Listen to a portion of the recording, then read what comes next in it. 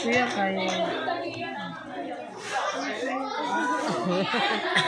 Naulang pa siya ng lagay. May bunta rin sa tanan no kay karon kay dili lang kay ni taas ang ingon pero tama-tama lang.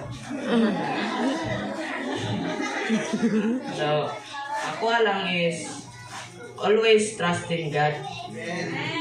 Kaya kanya maminaw po ta sa iyang pulong sa nya dili na po kita kundi mga tanan tao, mga gagaw, ginikanan, mga atong mga amigo. Ya, kaya po namin sa Good News Bracelet grow. Diba? Parang matubo ta, magsimba, magampo, o magbasa ka Biblia. Pati po, mag-ingon, magpulong sa Ginoo.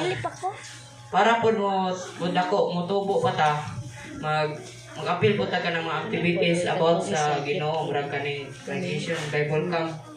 Okay, tani manggod ang vacation Bible camp, makaduol kag mayo sa Ginoo kay mas matun-an nimo ang kanang gibuhat niya para sa tuwa. O sa 5 po na kaadlaw diri daghan po natun-an bag-o. Sample sa mga games. Mas lindot kung naay teamwork. Mas dali yung mabuhat ang bagay kung naa kay amigo na mutabang si mga. Last na ko ingon kay magampo lang kita perminti kay kung magampo ta musalig ka sa Ginoo mapariyata sa Luke chapter 1 verse 37.